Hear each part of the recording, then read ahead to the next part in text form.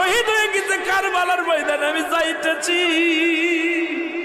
আমার হুসাইন ডাক দিছে নানাজি কইয়া, আমি রওজায় থাকতে পারি নাই রে,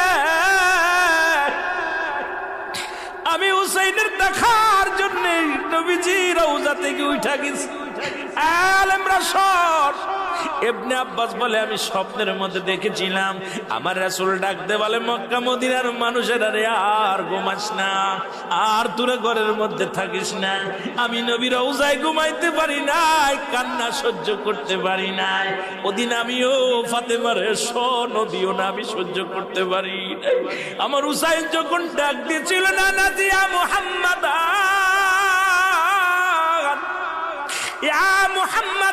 যেদিন ডাক দিয়েছিল রে, সেদিন আমি নবী রওজা থেকে পাগলের মতো উঠে কারবালা পর্যন্ত চলে গিয়েছিলাম।